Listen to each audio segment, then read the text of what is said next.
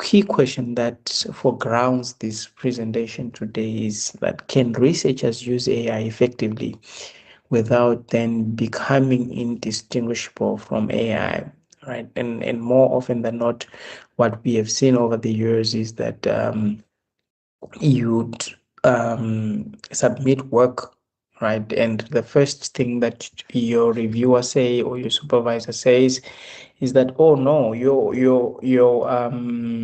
work reads like AI, right? Now the question that I normally ask is that does the grammar reads like AI or does the argument reads like an AI argument? And is there an intellectual voice that is maintained when you read? Because often the reviewers or the supervisors or the lecturers, they then tend to confuse or to conflict between syntax, the construction of sentences in a paper or in an assignment, to the argument, right? Because what most of us are accustomed to is we are accustomed to reviewing, examining how sentences are constructed and how a student is constructed their sentence, which is not what academic integrity or intellectual positioning is, right? So today we're going to be discussing those thoughts and those ideas and look at how best we can assist each other in maintaining the academic voice. All right. So why this workshop is important is because the emerging challenge of AI, right, is because AI can now do a lot of things that would otherwise have done for ourselves prior to AI, right? And this involves your generation of literature reviews, your research summaries, your discussion sections, your theoretical explanations, and what the problem then is that we have AI that writes it more poorly than anything else, right? But the problem is not that AI writes poorly. The problem then is that AI often writes in a generic, predictable, and intellectually neutral style, right? It's a good writer in terms of your sentence construction, your prose, the how work the clean is, your punctuations, and that it can produce a polished work for you, right? But the key risk is that researchers may then unconsciously lose their voice, right? You have the potential to lose your perspectives, right? You don't have a perspective in the work that you've produced, and we cannot pick up your scholarly identity. How do you position yourself as a scholar when we read your work, right? When you read your line of work that you've produced over a period of time, right? Now there's a fragmentation in terms of your identity. Why? Because you are fronting AI then to do your work, and less of you is being realized and noticed in that process. So another risk that researchers may also encounter is that your intellectual contribution into the board of knowledge may be lost because you having AI develop your arguments, and those arguments may not be maybe generic and predictable, and they are somewhat neutral in their construction, right? So the core argument then is that the future challenge is not learning how to write with AI, but it is learning how to remain visible in your writing when you are using AI to write, right? So that's what is important. How visible are you in the work that you're doing? and how then do you remain relevant in the work that you're doing. So, but before we get into the gist of what we're going to be talking about today, I think that we need to have a key understanding of a foreground or a background understanding of what is academic voice, right? Academic voice is more, I push that academic, right, is more than just your writing style, right? I do have a writing style. I know uh, a day before yesterday, somebody sent me a paper to review. Right, they sent me a paper to review, and because I've been reading a lot of work, right, the moment I uh, gazed on that paper, right, on that manuscript, I just picked up the person who wrote the manuscript, right, and I said to them, I cannot review this manuscript because already I know who the person is. I've been reading their work a lot, right? So in a group of work of authors, contributors to a book chapter, right? Then they're circulating the chapters. The moment I just started reading the introduction and the argument that was being pushed there, right, I realized that the person who's writing this work is. So that to me is academic voice who is talking, right? So it's not merely the issue of talking. Academic voice reflects a lot of things. It reflects how you interpret evidence, right? When you have read a work on a lot of things, on a particular subject matter, what is your interpretation of that in evidence that you have been presented with, right? And how you then position yourself within the debates. For example, I regard myself as a feminist media scholar, right? A feminist media scholar. So, what then will be my positioning in any debates that include media and representation and media and representation? I take the feminist approach that is grounded within the Marxist broader and critical theory scholarship, right? And my argument would be, or how I position myself is that I position myself as a person who perceives the media as uh, doing what regards to symbolic representation of women or of marginalized groups in society. Right? That's how I position myself within the debates of feminism. And how then do you construct your arguments? Right? How do you construct your argument is very important. What is your argument? Right, when we are looking at this evidence that you have, I'm arguing that media perpetuates the patriarchal representation, the patriarchal dominance of women. That's always my argument, right? And how then you challenge existing knowledge, right? With the knowledge that is there, and even though if the knowledge agrees to me with what my perception or my positioning within the debate, how do I challenge that existing knowledge, not just to flow with what they've said, right? This is where you're coming in with existing gaps within the existing knowledge, right? So how readers recognize your intellectual presence, right? That's what I have already explained, that you looking at the kind of work, the people should know that within your field or within the debates, they should know that if they have read your work before, there should be that consistent theme that, oh, this here who's speaking is Moringa, even if they didn't see who that person is. If they don't say it's Moringa who's written, they say these arguments that are being pushed here, they are in agreement with what Moringa is always saying. Right. So that's your intellectual presence, and that's how you can be felt as an intellectual within that broader debates of writing. So the question is, what makes this sound like you? Not merely what makes this sound academic. And most people have come across a lot of work that I've reviewed, and I've engaged with a lot of scholars. They said, Doc, I want you to assist me to review my work and give me suggestions so that my work can sound more academic, right? And I think that's misplaced. The work should not sound more academic.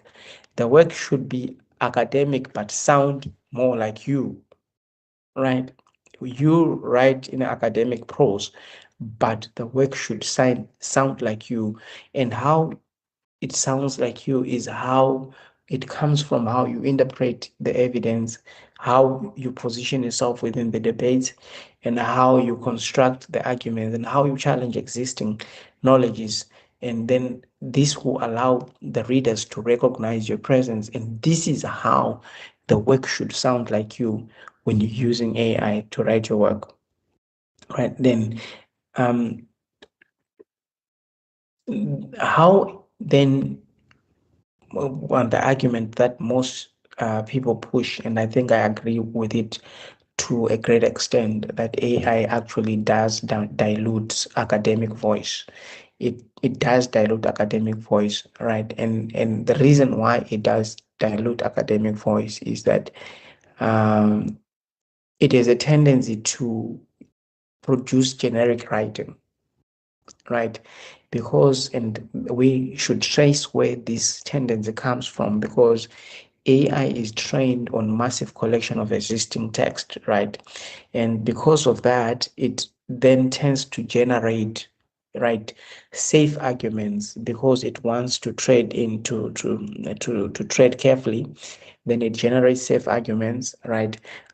Because it is trained also on Western predominant ideologies and perspectives, it then is lopsided towards mainstream perspectives, mainstream theories, mainstream methodologies and arguments, right? And it also looks at the main views that dominant consensus around a topic or a subject or a debate, right? And also use predictable languages and formulaic structures. That's the reason why AI dilutes academic voice, right? But that's not the end, right? So they are typical AI characteristics, and most academics and supervisors have been using these to penalize students and to highlight that, oh, there's too much AI that has been used in your work.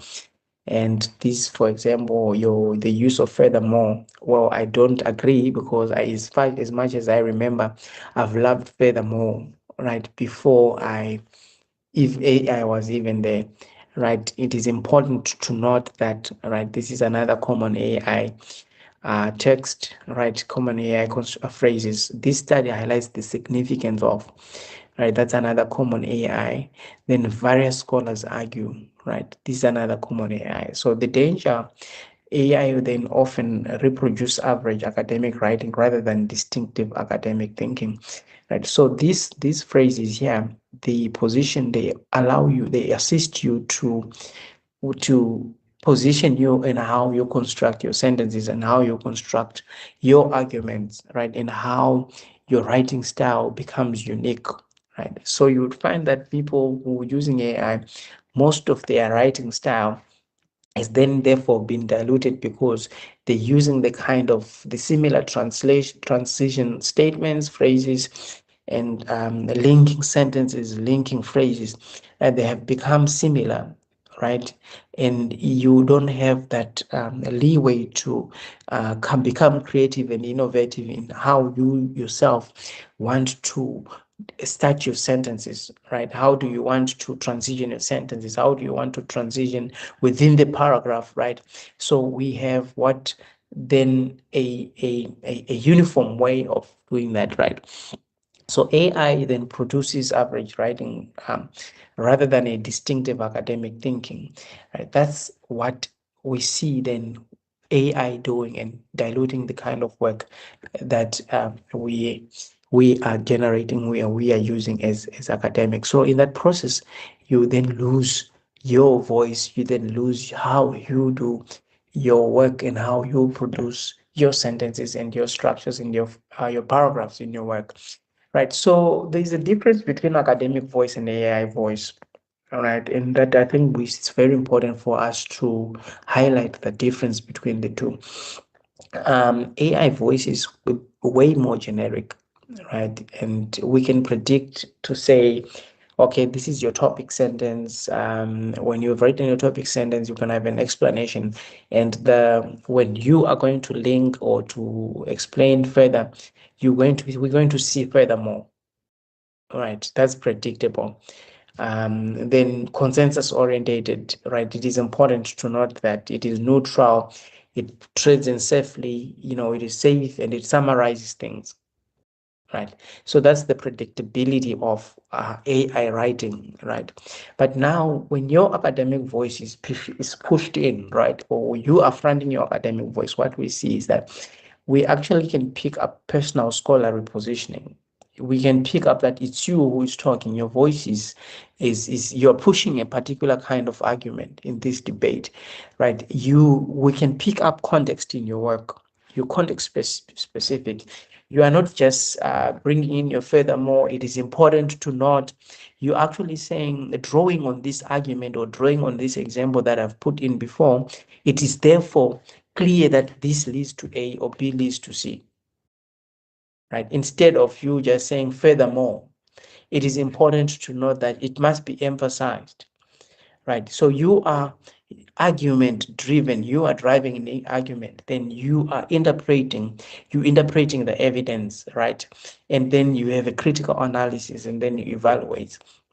So that's how an academic voice construction is, right? So you're fronting your personal scholarly positioning, then you bring in context, then you have an argument that you're pushing, then you interpret evidence, then you critically analyze that evidence, right? Then you evaluate, right? So the key principle then is that AI tends to explain things, and scholars interpret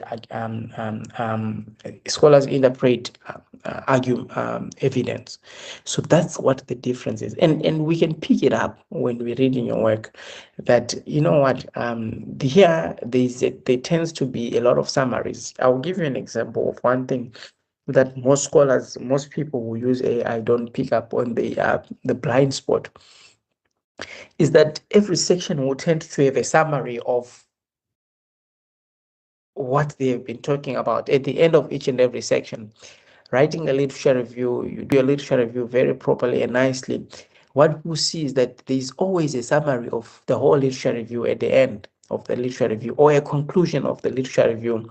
So your paper or your chapter is going to have a conclusion at the end of every section. So you have 10 conclusions in a chapter, or you have 10 summaries in a chapter, right? Or your paper, your journal article has 5 sections and there are 5 summaries in this, there are 5 conclusions in this journal article. And that's an example of a person whose academic voice or scholarly voice has been diluted. But what we should have is that after every section that you have written, we have a scholarly interpretation of the implications of what that evidence that you've presented, what are the implications of that evidence, instead of you summarizing that kind of section. Right. So that's the difference between academic voice and AI voice. And it is very important for us that we need to actually make sure that when we are writing using AI, we need to maintain our voice and make sure that we front our scholarly voice. Right. So warning signs that AI has taken over your writing, right? These key signs, that the red flags. The moment you sit down and read and evaluate your work, if you see any of these, you should just know that your voice has been thrown under the carpet. You've shoved your voice away. So the first one will be, every paragraph sounds the same, right? There's no clear argument that emerges in every paragraph, and there's a overuse of transition phrases, right? And this happens. There's a transition phrase in a phrase in every paragraph. there's a transition, you are using the same phrase, furthermore, furthermore, furthermore, moreover, um, um, together, put together, these, put together, together, overall, this means, this suggests, right, this underscores, right. That's overuse of the transition phrases then suggests that you've over relied on the use of AI in terms of developing your argument. Then there's excessive summarization. I've already mentioned that AI summarizes everything, right? Every section is a summary, right? Then there's little critical engagement, because what makes us as scholars in academics is how we interpret and critically engage with the study, right? Then there's no intellectual tension, right? We are simply seeing a flow of ideas from other scholars. There's no tension in terms of I don't agree with what they're saying, or I do agree, or this scholar doesn't agree with what they're saying. We're just seeing a smooth flow, cruising nicely of the summaries, right? Then there's absence of disciplinary perspectives. What is within your discipline? How do then you locate your discipline in this whole, right? So the important question is that could another researcher have written exactly the same paragraph, right? And if yes, your voice may be disappearing, right? If AI could replicate the same paragraph that you have generated, right, that means your academic voice might have been disappeared or might have been lost in this whole matrix. And the reason why I'm saying that is that there should be some uniqueness in your kind of writing. There should be um, some dominance of disciplinary perspectives in the way you construct your paragraphs, right? Instead of us having a flow of all your paragraphs read the same, right? Well, even without AI, I used to do that. My paragraphs used to be very uniform, right? Because I used a template for writing my literature review, right? A template for constructing each and every paragraph. So it was so predictable to say after I've written a topic sentence, after topic sentence, I'm going to have an explanation, then I'm going to have sources. After sources, I'm going to have an interpretation of that evidence, then I'm going to have an analytical engagement, then I'm going to have a evaluative sentence in that, right? So they used to be structured like that until one reader had to say, dude, you write like a robot, because it's predictable that how I'm going to read the next paragraph was similar to the one that is foregoing. Right. So that in that process, you have structured your paragraph such that um, your ideas are now, so predictable for the reader as to what they're going to read next. So the reality is that you need to front your academic writing, right? You need to front your your prose, you need to front your discipline, you need to front your intellectual tensions and critical engagement in your paragraphs when you're writing, right? So but the question is, what do readers look for, and what examiners and reviewers actually value when they're reading your work, right? What is it that they're looking for? You might be doing a PhD or master's, or you might be an academic who is writing and wanting to do their publications.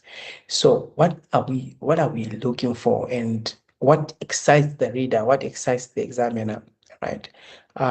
Reviewers are not searching for perfect grammar, right? And it's I know this is a tough one because I one of my presentations that I did, I think 2 months ago, I said when I was reading a book by one Ruth Tomaselli, right, on how examiners and the key things that examiners look for.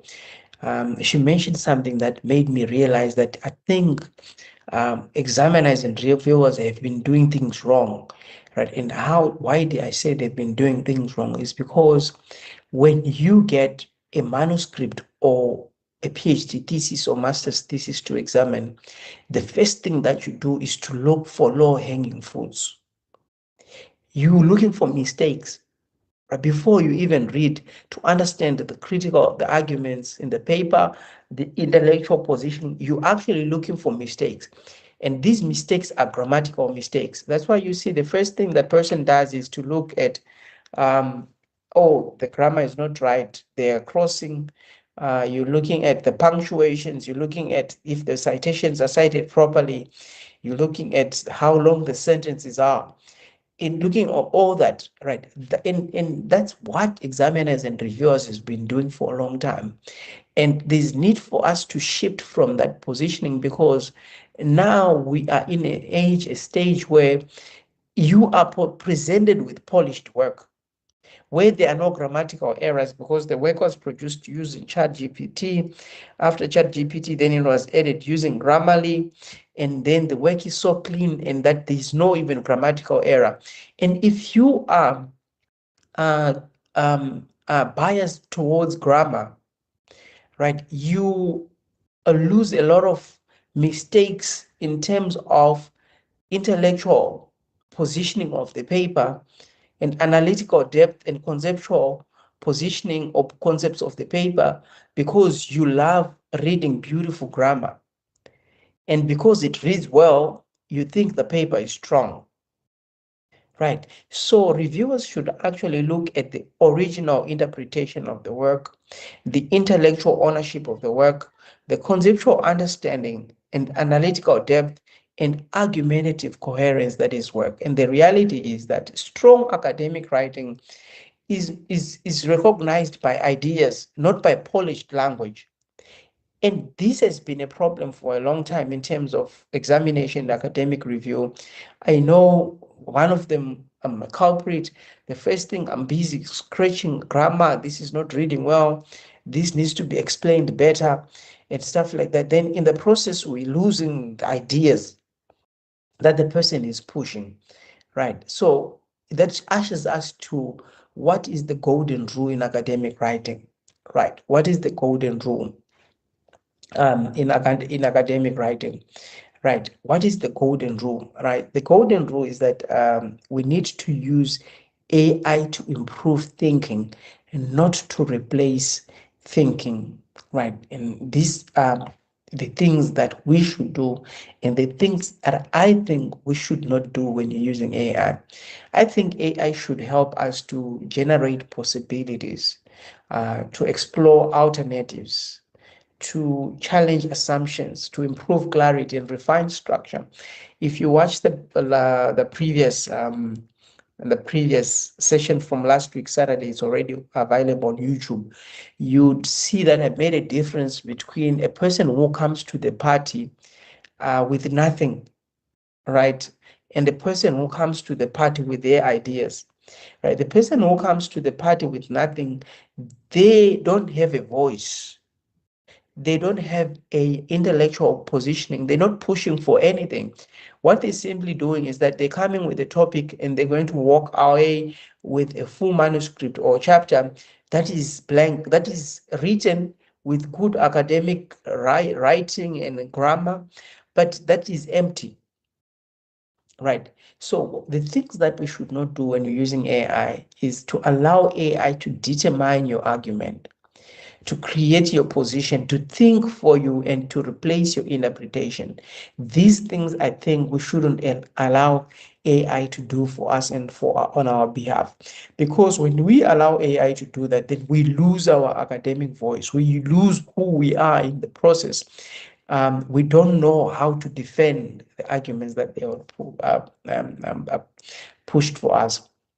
Right. And the reason why we do have the loss of academic voice for most researchers is the issue of prompting, right? Again, last week I spoke about the one-stop prompt, right? One-stop prompt, the one-word prompt that most of us love so much, right? And this is called a weak prompt, prompting for voice preservation. So when you are developing your prompt, I think those of us who didn't attend last week, you need to go back and watch that video on how to develop your manuscript using AI, because I had a prompt that I developed there, right? So that will assist you in terms of understanding the difference between weak and strong prompt, right? So when you're writing a literature review on digital governance, you go to the party or to the AI platform and simply say, write a literature review on digital governance. Then you fold your hands,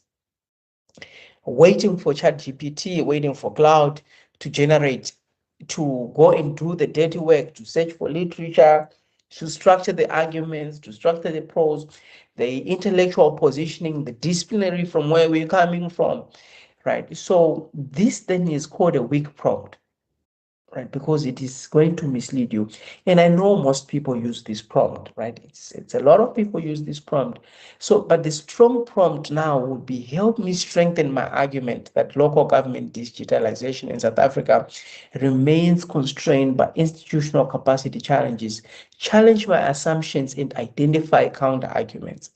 This is a person who's coming to the party with an argument and discipline and intellectual positioning, right? And why this works is that the researcher remains the intellectual driver and AI becomes a critical assistant. It simply is assisting you in developing your argument that you have, right? So we need to then build our voice through intellectual positioning. And every researcher must answer a key set of questions. Every researcher must answer, what do I believe in? When you're developing a prompt to write on ChatGPT, what is my position, right? What am I challenging? And what is missing from the current debates, right? And this will allow you to have an academic voice that emerges through positioning.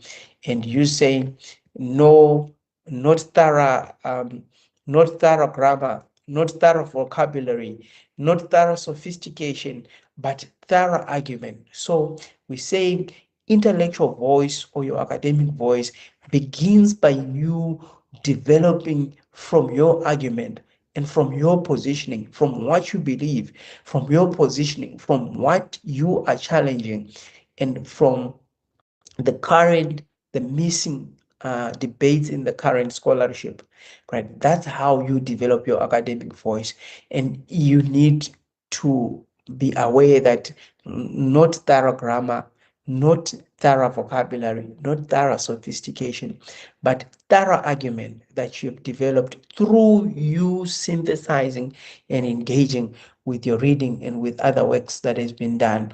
So what we need to do is that we need to reclaim AI generated drafts, right? So I always say that treat every work that is generated from AI as a draft, not as a final copy. It should be treated as a first draft. So the first thing that we need to do is you need to generate the draft. Then after you've generated the draft, you need to remove generic statements. So this, on those who did what we did last week, if you went home and on a spare time generated the same manuscript. So what you should be doing now is that you need to be reclaiming that AI from generated drafts, so that on that draft that you generated, you need to remove generic statements. Then you need to insert your perspectives. Then you need to add context-specific examples and strengthen critique and interpretation, and ensure every paragraph advances your argument. You need to make sure that your argument is very strong and still is being advanced. So a repeatable workflow for turning AI output into scholarship. Every step keeps you, the researcher, in command of the argument. So these 5 steps are very important in reclaiming AI generated drafts. And they are important in that because you are beginning from a draft perspective, remove generic statements, insert your perspective, add context specific examples, and strengthen critique and interpretation in every paragraph, then advances your argument. This is how you can reclaim every AI work that you have generated, and you can do that in every paragraph of your paper, of your argument, of your dissertation, to reclaim what AI has done for you. And because we are regarding AI as a critical assistant, right? And when you've done that, you'd see that even if the work has been done, the main draft has been done with AI or by AI, the fact that you are bringing in context, the fact that you are now removing generic statements, and the fact that you are bringing in perspectives into that kind of work would then strengthen the critique and interpretation of that work, right? So we're saying we need to move from generic writing to scholarly voices, right? And when we do that, we then will be able to maintain our voice, right? So we have the AI version and the researcher version, right? The AI version normally reads like this. It normally reads like, many scholars agree that social media has transformed political communication. Right? That's how AI writes. And the researcher version will be like, while social media has transformed political communication, its influence within South African local government elections remains uneven due to persistent digital inequalities and varying levels of political participation. If you read the two statements, you can actually see that the AI statement is way too generic and it is not drawing on from an argument, right? The strengths that are in the second statement is that the second version has a context, the South African context, in the local government, right? It is an interpretation. While social media has transformed political communication, we are interpreting, right, the positioning. And what is your position? While social media has transformed political communication and remains uneven due to persistent digital inequalities, that's your position. And intellectual ownership is that the last section is that, and varying levels of political participation, you have positioned yourself in terms of what do you think about this social media within the South African local government elections. So the second statement consists of the context, the interpretation, the position, the intellectual ownership. You've maintained all those, and you judge for yourself on the two statements. The first statement is just saying many scholars, and the question is, who are those scholars? In what context? Right? And what is the intellectual argument are they pushing? So I will say to you that the first statement is a generic statement and it's a generic common AI statement, and that people take as given without them interrogating that statement, without them bringing in their intellectual position, right? So what then is the future of the future researcher in the age of AI, and what is it that they're supposed to do, and how are they supposed to write? Right? And what are they supposed to bring to the party? When we know, we cannot deny that everyone is using AI. We cannot deny that cloud AI has made our work simple and interesting. But the question is, what is the role and what is the researcher bringing to the party? The future researcher then in the age of AI and agentic AI, right? No, we appreciate that AI generate text, summaries, outlines, and literature maps, but we are emphasizing that the humans must provide these key things. Judgment must come from the human, context must come from the researcher, meaning of the text must come from the researcher, interpretation of evidence must come from the researcher, and critical evaluation remains in the purview of the researcher, and this should never be replaced by AI. The moment you replace these five aspects using AI, you have lost your academic voice. You have lost your positioning. You've lost your intellectual positioning, because the key fundamentals of academic writing, you have delegated them to AI. So the future academic success will depend less on writing text and more on directing, verifying, and interpreting knowledge. We need to direct where the arguments are going. We need to direct where the intellectual positioning is going, and we need to verify the drafts, and we need to interpret that knowledge that we would have generated using those AI tools, right? So that's now the new role or the augmented role of a researcher in the age of AI, right? So it takes us to the academic voice preservation framework, right? So there's a framework that I've developed and how we can maintain or preserve the academic voice in the age of AI, and we have it's called the self-check framework, right?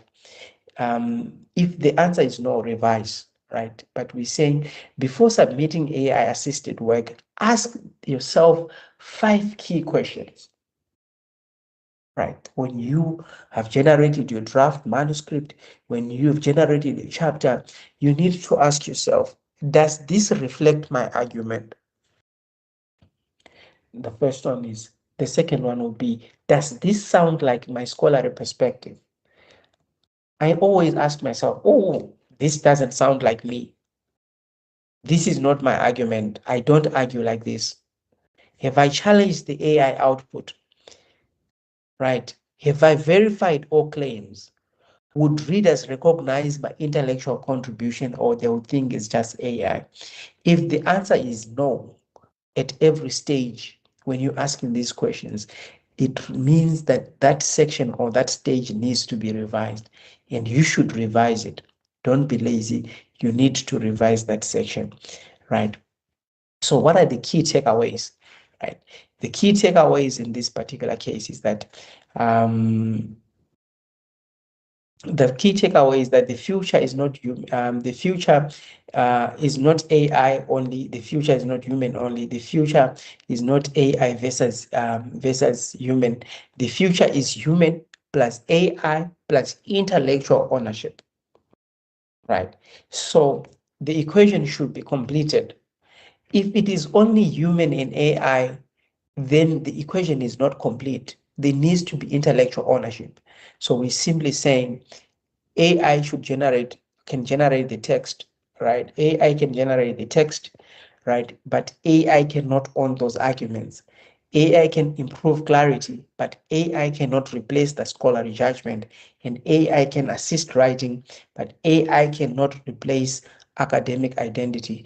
So, and finally, and in closing, colleagues, do not AI does not and should not replace humans, right? In actual fact, it should assist in augmenting the way humans are doing their work. So the most important question now for us and for every researcher is not the question whether AI is used, or did I use AI, or was AI used, right? The most important and imperative question then remains, can readers still hear my voice when AI is involved? Did you hear my voice? Can the reviewer hear my voice?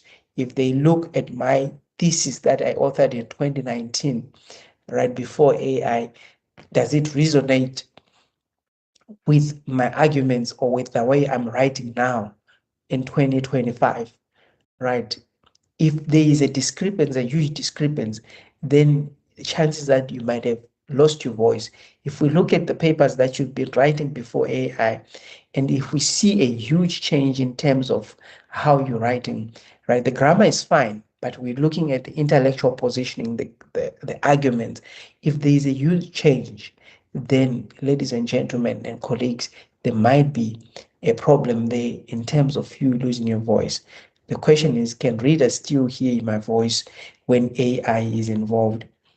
This marks the end of our presentation today on how to maintain academic voice when you're writing with AI.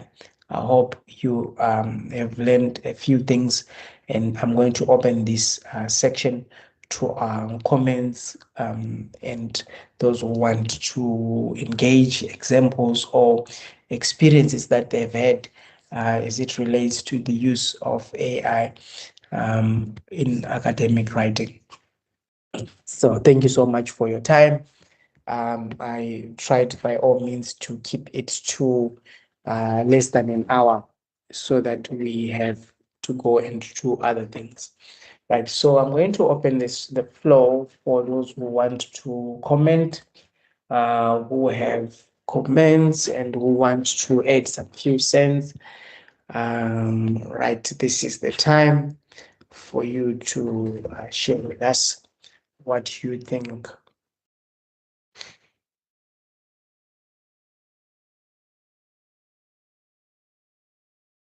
Any thoughts? Any hands? Academic voice? Yes, Sibahle Shando.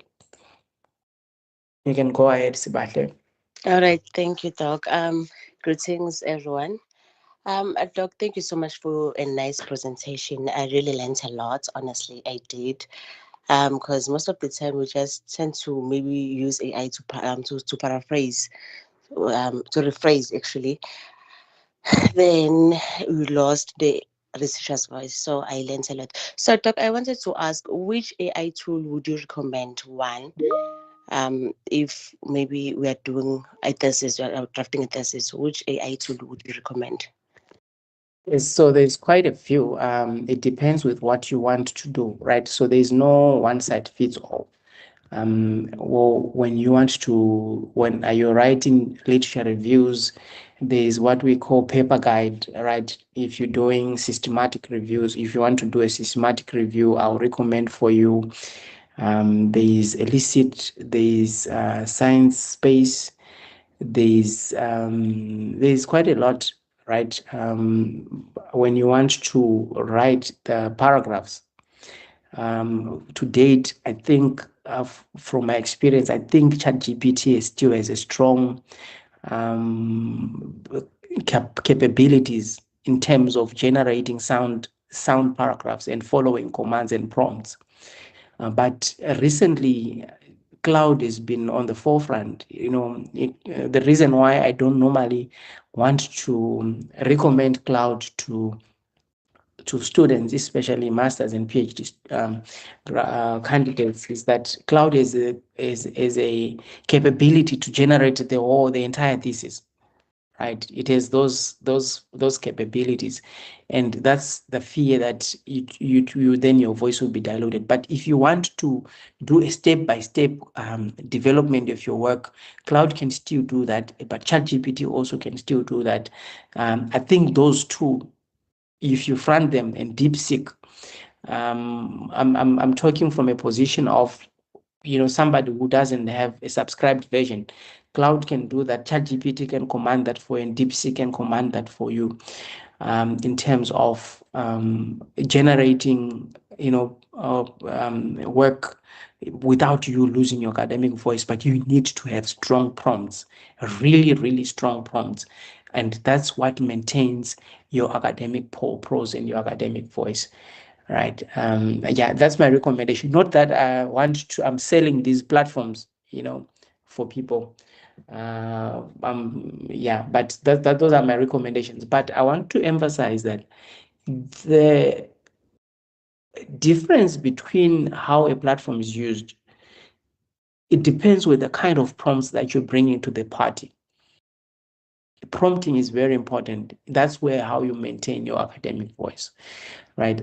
There's another hand. Thanks, Sebastian Shandu. I hope I've answered your question. Then there's another hand from Stebisi Dlamini. Dlamini, you can go ahead. Then we go to Dr. Teto. Dlamini, are you muted? We can't hear you if you are talking. All right. While Dlamini sorts himself out, let's hear from Dr. Mtetwa. Yeah, thank you, Doc. Morning, everyone. Just want to find out, I had a very strange experience this week when Samuel, let me just say something. Why would a platform reject taking your your commands, or at least listening to you? What would be the reason for that? Because I had that sort of experience when I was somewhere. Yeah, thank you. Yeah, For example, I mean, if you instruct it to do something, it's just almost like, I mean, it's almost like at a war with you, refusing flatly to assist you. Thank you. all right. So I'm trying to imagine what the context might have been, right? But there are two scenarios that I want to give. Depending on, remember the AI platforms are trained on the kind of data, right? They're trained on the kind of data, and because they are trained on the kind of data, right? That data is has the perspective, or it has ideologies, the way they think things, right? So you'd find that you want to argue for something that is not compatible with the data upon which ChatGPT is trained on. It will fight back, right? It won't. For example, if you want to push I'm not saying that's what you did. If you want to push a sexist argument, right? I know Meta on Facebook, Meta on WhatsApp, right? It is sycophantic in nature. By sycophantic in nature, I say it agrees to any argument that you want to push, right? I've tried it. But ChatGPT and Cloudy, they have a tendency to push back if you want to push an argument that is sexist, that is inconsistent with Western dominant ideologies, right? So it might push you back in terms of that argument. All right. So it's incompatible with the data upon which it is trained on.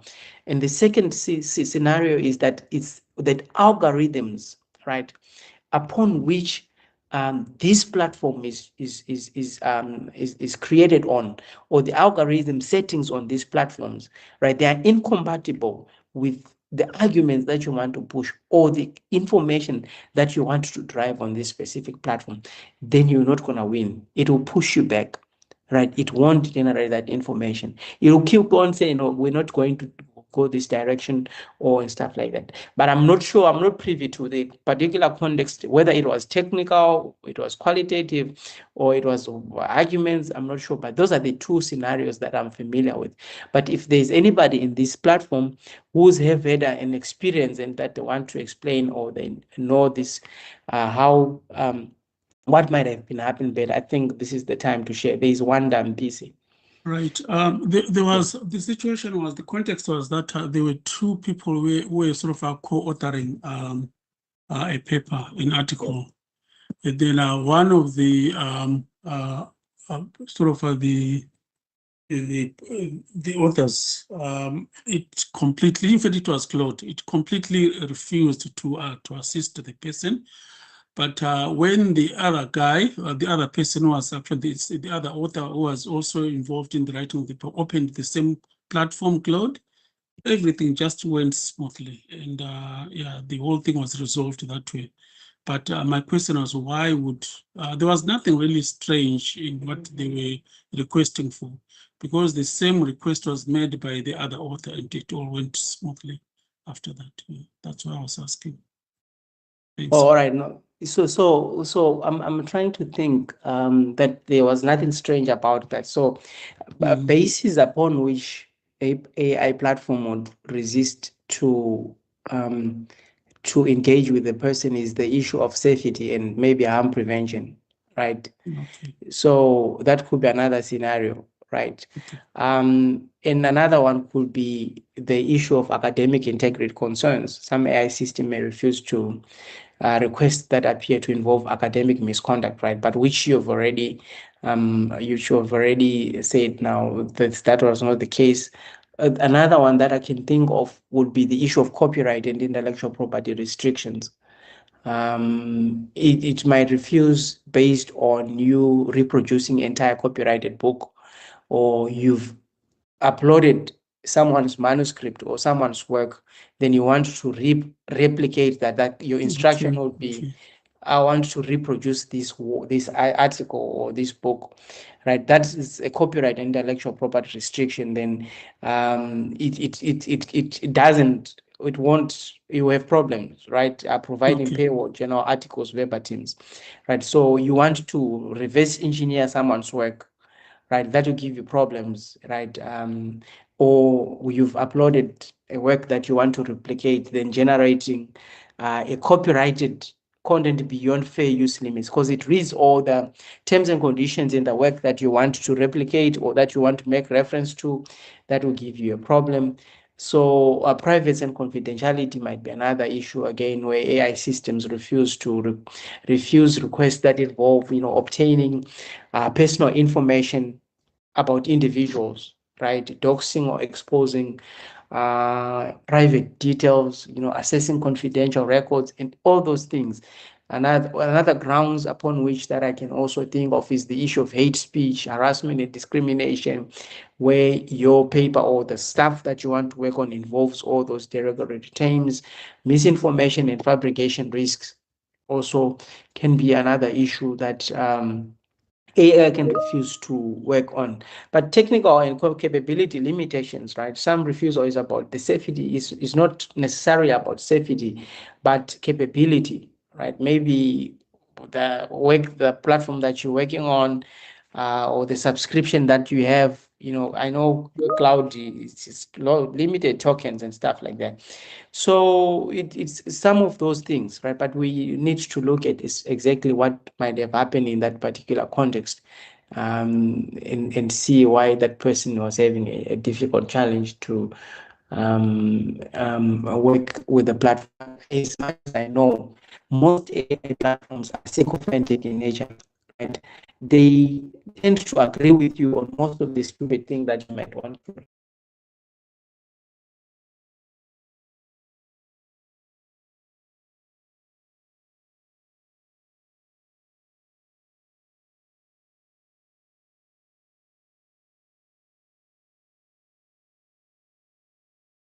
Thank you so much. Bongani Mbele, you have your hand up. Bongani, you can go ahead. Bongani, are you there?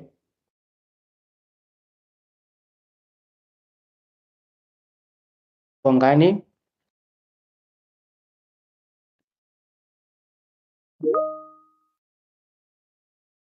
Okay, Bongani, I saw your hand. We can't hear you. Maybe you are muted. I'm not sure. Is Tlamini still there? Tlamini, yes. Yes, Prof. Good morning, Prof. Morning, thanks. How are you? I'm good, Prof. Well, thank you so much for the very informative session. I don't want to lie, ever since I started joining your platform, my perspective on AI has changed dramatically, Thank and it's you. working on my favor. I Well, I appreciate have it. a question. Yes, I Yes. have a question. How safe it is to write first? Maybe let's say you write your chapter first, and then you upload it on one of the AI platforms and maybe prompt that it strengthens your argument. How safe is that is doing that? Right. So that's very safe. All right. And that's very unsafe at the same time. So what you do by asking AI to strengthen your argument, that's what AI should be for, right? So it's a good thing that you have your chapter, then AI will augment what you've done, right? It's improving on what has been done, right? Which is very safe. However, what is not safe might be uploading the entire chapter on Okay. AI platform. The reason why I'm saying it's not safe is because you have lost control of that chapter entirely, right? That chapter now, the information that you've written there, it now belongs to the whole world, right? Okay. It belongs to the whole world. Your argument, your information, your evidence, everything that you've synthesized there, chat gpt or cloud, they're going to take it, that information, and they're going to give it to the next person who prompts anything that is similar to what you have said. Okay. All Right. right. Thank you, Prof. So appreciate it. So it's a good thing to augment and improve your chapters using platforms like this, right? But one thing that you should know is the issue of data privacy, that the moment you have surrendered that chapter to cloud, and I know cloud for effect, it does a good job, right? It does a sterling job in terms of improving work that has already been done, right? It does a sterling job, right? And so does ChatGPT. But the challenge is, if you are at peace with it uploading, improving it without you losing the intellectual ownership of that work, then that's fine, right? But one thing that I always caution is the data chapters. The data chapters, make sure you don't upload the entire chapter. Your presentation analysis, your conclusions and discussions, you'd rather do those things piece by piece, not to upload the entire chapter. Right. Okay. Yeah. Thank you so much, bro. Appreciate it. All the best. Then we have Shadrach. Thank you so much, Dr. Muringati Gere, for Appreciate it. such insightful presentation. Surely I'm gaining a lot. I've got one question. What can I do to prevent my work being submitted to AI not to be dictated by AI, by editors? Thank you so much. Oh, sorry, Shadrach. Can you please repeat this question? What can you do for your work? Yeah, what can I do to prevent my work to be detected by Editors. to have high similarity index and the high AI Okay. index? Okay. No, it's fine. Right. So, well, the question is, this work here, would you have written it with using AI, or you would have used AI to improve your work? Right. Journal editors, journals, they don't have problems. They don't have problems with high AI detection. I'm speaking of Q1 journals, high-end journals, right? Your Sage, your Taylor and Francis, your Frontiers, your Wiley journals, they do not have problems with detection, high detections, right? That you use AI. So you need to declare to say, I used AI on A, B, C, D. I do publish in those journals, high journals. I've never had, I don't even bother myself after editing or improving my chapter or my manuscript on any of these platforms. I don't bother to go and want to find out on Turnitin how much AI detection do I have. It's because I have a strong declaration section in my manuscript, right? I declare everything that I did, transparency, right? But how do you detect, how do you reduce high AI detection if that situation is there? You need to do the 5-step framework that I spoke about, to say everything should be treated as a draft, right? Then you ask yourself 5 key questions, right? The first question is, does this reflect my argument?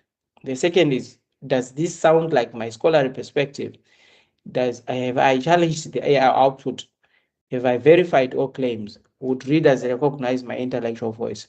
If any of the answers is no, then that means you need to paraphrase and rewrite those sections, right? And also, I mentioned the issue of the key phrases that AI uses. It's a simple thing.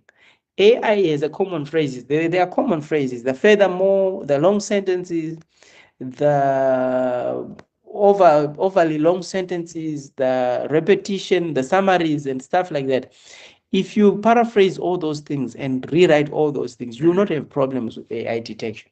I've not had any problems with AI detection since I've learned how to maintain my academic voice when I'm writing. So I think that's what you need to do.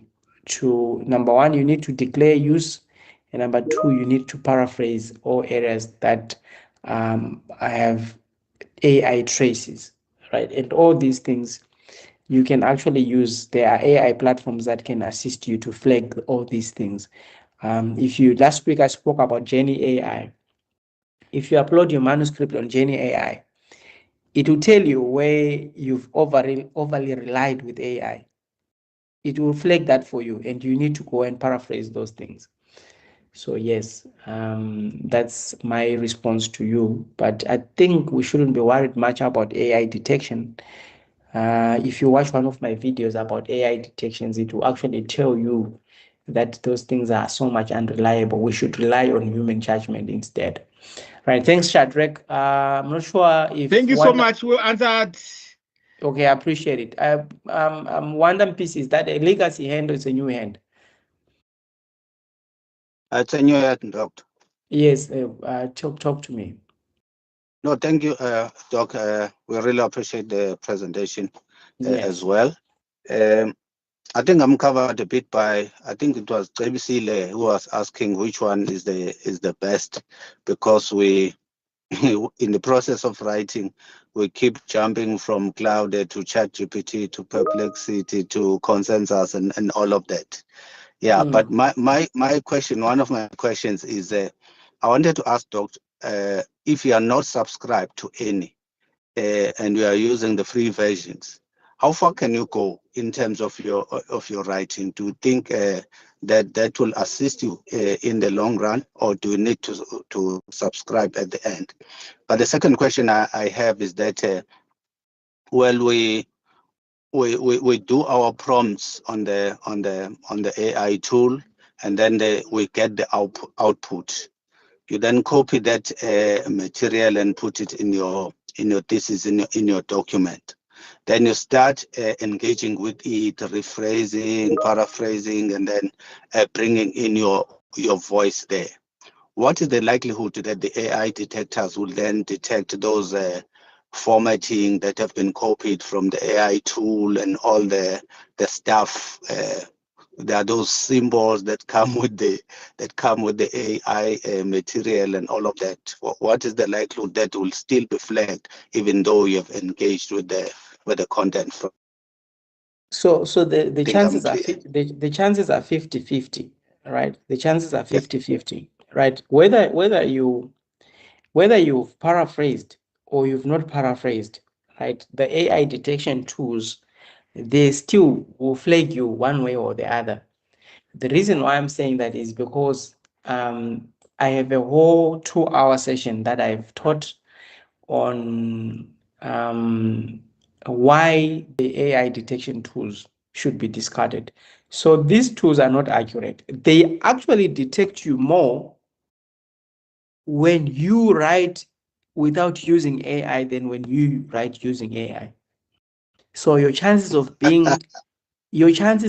AI detection are actually more when you type yourself, right? Especially that you are a non-English speaker. You are not a first English writer. Your chances of getting a high AI detection are higher when you type yourself than when you have used ChatGPT and paraphrased. Right. So there's the best way to handle this is to follow the 5-step framework that I've said, because AI detection tools are concerned about how sentences are constructed. Academics is concerned about intellectual voice and integrity and your arguments, not the sequencing of words in your text. So that should be kept in mind, right? It's a pity that most of our lecturers, most of our supervisors, and most universities have not come to the party as it regards to the use of AI detection tools. Those things are flawed and they are unethical and they must be discarded, right? The universities must stop using those things. Those things are not accurate. They're not helping anyone, right? They're not helping anyone in any way. So yes, so the idea is to say, go and do the 5-step framework. Be worried or concerned about the argument more and the intellectual positioning more than how the sentences are structured in a paragraph, right? Okay, thank you so much, Wanda. Then let's hear from Z. There's a hand from Z. Then we go to Augustine Ofari. Sorry, Doc, on the free version. Oh yes, being the free sustainable. version. Yes, so if you want beautiful things, you must pay for them. The better the if you pay for Cloudy, you get the best outcomes. If you pay for ChatGPT, you get the best outcomes. Right? Cloudy released a new version just I think 2 days ago. It's called Cloud Fiber 5. Right? It does wonders. Right? You can't compare it with an unsubscribed version. You get it. So and I'll tell you that research has shown, and I've proved this, that if you take the new version of Cloudy and if you put it in Turnitin, it has a less AI detection than the previous version. So the better the version, the less chances of you getting AI detected, because they have improved their platform. Right, so that's it. Let's hear from Z, then we go to Augustine Ofari. Okay. Z, are you? Yes. Good morning, Doc. Yeah, morning, Z.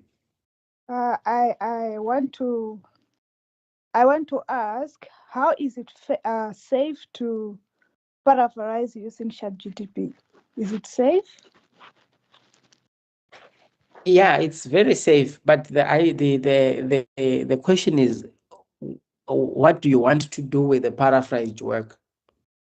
Right. If you want to submit it on ChatGPT on Turnitin, right, it might not be safe, right?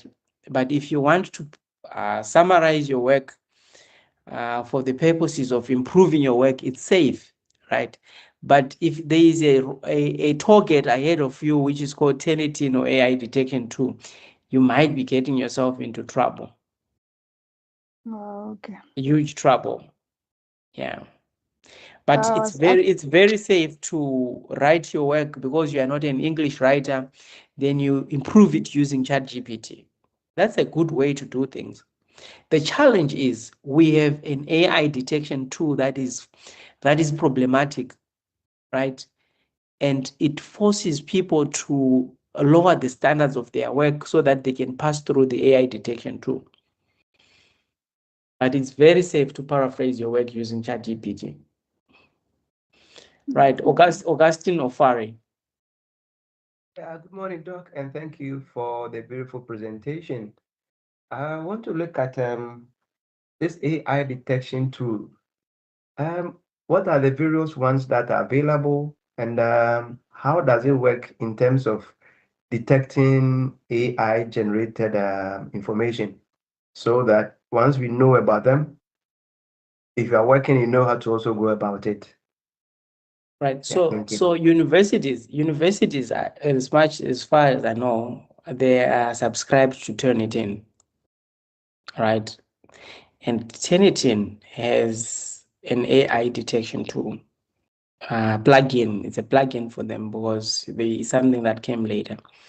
But supervisors and academics are being naughty. They are bringing in their own detection tools into the academic space that are not sanctioned by universities. That's why you see this supervisor here is using Just Done, very problematic AI detection tool, right? Just Done. Then some are using Qbot, right? Some are using Grammarly. Some are using Humanizer AI, right? But one thing I will tell you is that all these detection tools, they can be tricked, right? Because wherever there is a detection tool, there is a humanizing tool. So the detection tools are useless, right? Because I can generate the whole chapter using ChatGPT. Then I go and take it to an AI humanizer to humanize it. And it 100%, it goes from 100% to 0% AI detection when you put it on any detection tools. So the question is, what are we doing? We are cheating each other. We are playing a mouse and a catch and release game. We are not doing anything. We are not being academics. We are not concerned about the arguments. We're not concerned about intellectual positioning of the scholar. We are concerned about detection tools and similarity indexes, which are not aiding anything into the academic rigor, which are not aiding anything to the argument, to the intellectual positioning of a scholar. So detection tools can be circumvented. You can avoid detection tools by using humanizer AI. You can use humanizer org.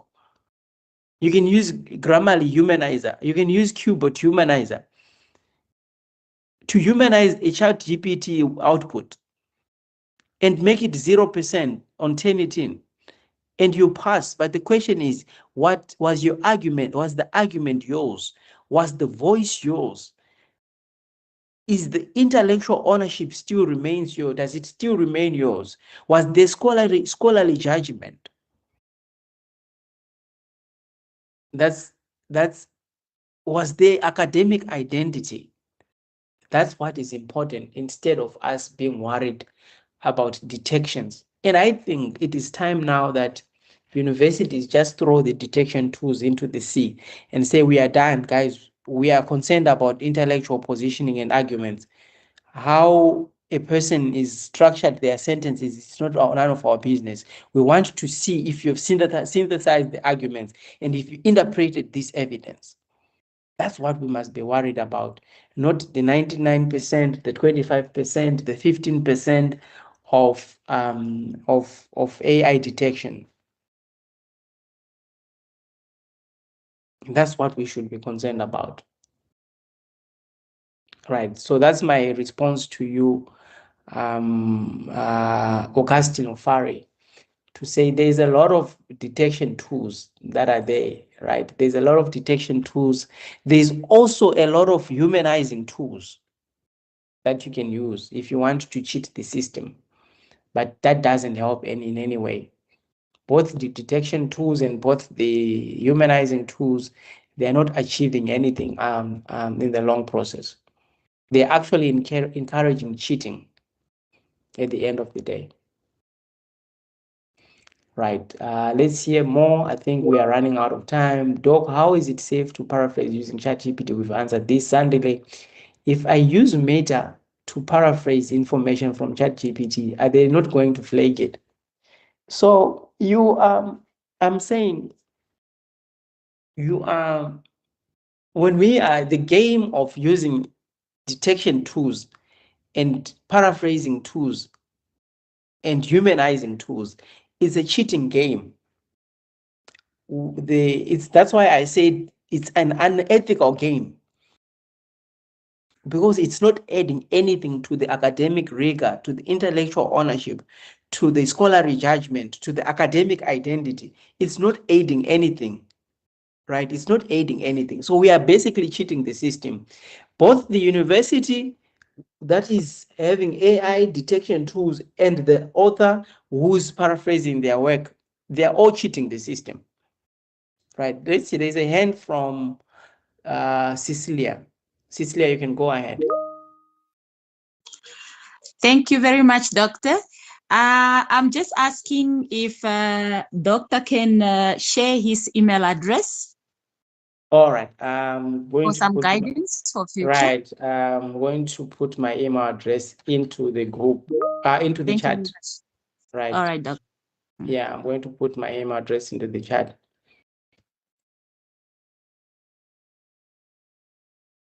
Right. It's there into the chat.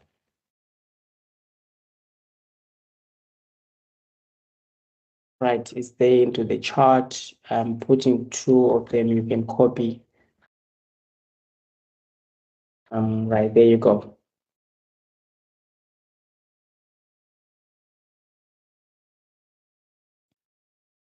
.co.za. All right, there you go. It's there in the chat. You can access it in the chat. Right.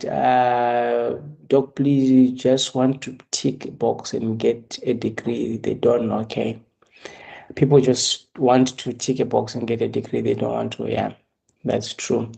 All right. Right. I think we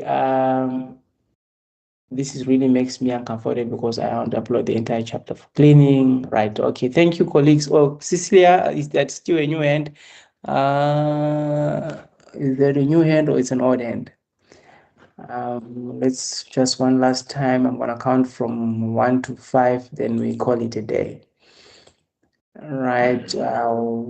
1, we're going 2, we're going 3, we're going 4, we're going 5. Right. Thank you, colleagues, for your time on a Saturday. It's very cold today in Durban. Thank you so much and have a good weekend. If you just have any question, don't hesitate to send me an email. I shared my email addresses. You can just pop in there and I'll be ready to engage with you. Oh, there's a hand. Samson. Samson, is that a hand? Are you muted if you're talking? All right. Thank you, colleagues. It was nice having you in this workshop. Let's meet again same time. Is that coming from you, Samson? Yes, it's coming from me. Yes, you can go ahead. Okay. Thanks for this presentation. Though I came late, and this is my Yes. first time of joining the group. I've been trying to join, but the network is not favorable here. Now, my question is just that if I use ChatGPT to write, and I'm trying to turn it into paraphrase it so as to humanize it, won't I still be caught for plagiarism? So I'm trying to understand. You used ChatGPT to what? Generate idea to write, Yes. now to subject it to similarity index, and Yeah. I use turn it into paraphrase it, despite the fact that the similarity index is still high. Despite the fact that I've used Turnitin to paraphrase the write-up I wrote through ChatGPT, what can I do to reduce to the reduce the similarity? index? Similarity index, the plagiarism or the AI? Yes. The AI index. All right. So I'm not sure if you're listening. I think I've answered this question more than 3 times now. It came late Yes. to the. Yes. So there's 3 videos, right? There are 3 videos that I'm gonna refer you to go, and I've shared here. I'm gonna share again. I'm gonna share again the videos, right? So there are 3 videos that I explained how you do this, right? But I'm gonna answer quickly again, but I'm looking at time. We were supposed to finish at 11. Then we're still going on. I'm gonna answer, check the chat now. I've uploaded a link to the videos. You can go and look at those videos about AI and detection. But I'm going to say to you, the detection tools, right? They're not accurate, right? What you need to do, if you can still be detected for high AI index after you've paraphrased with your own hands without using any platform, chances are actually very high than when you use another AI tool to reduce the detection. There's a lot of best AI paraphrasing tools that avoids AI detection. I'll give you one example. It's called Humanizer AI with a green head. Right. That tool, it goes any work that you've generated from ChatGPT or any platform. If you paraphrase it on that platform, it scores 0 on Turnitin. 0 on Turnitin. But that's not academically what we want to encourage people to do, because we are not chasing after or against running away from indexes. We want intellectual engagement and intellectual ownership of the work, scholarly judgment, right? So the universities, they are pushing us into cheating to avoid AI detection. Now, what do? We're going to look for another platform that cuts the process short, like what we are worried about. So go and watch those videos. They will give you a good insight about exactly what you should do. So here, yes, thank you so much. Samson needs to understand the difference between AI index and plagiarism detection and Tinitin. Dr. Ntini, do you want to come in there and give us some some few commentary? I saw you had an hand up. Yes, thank you, Doc. Yes, I understand the difference here. Yes. When you use AI for writing, it will indicate that your whole work is about 65, 90%, 80% AI.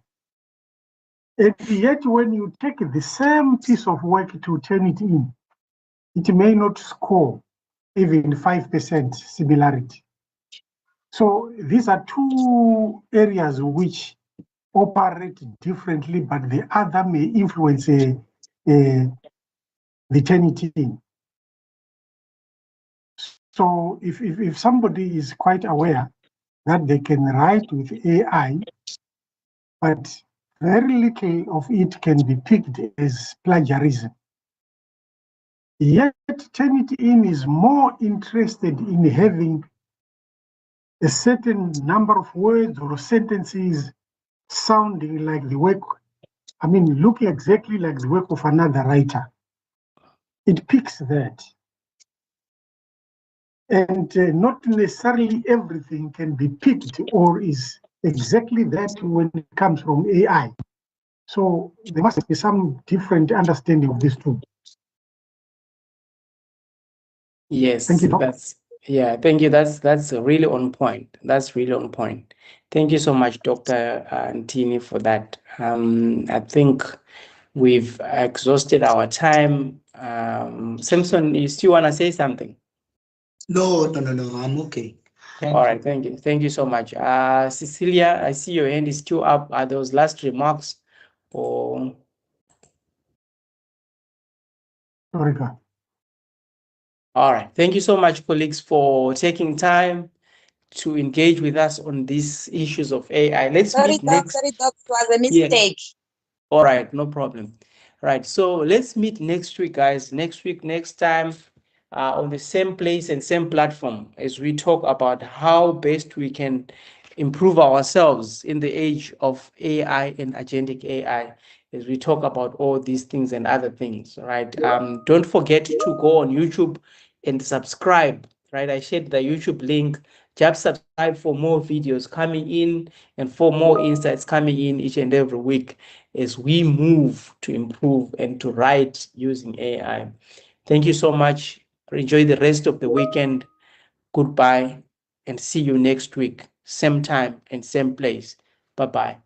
Bye. Bye-bye. Thank you, Doc. Thank you.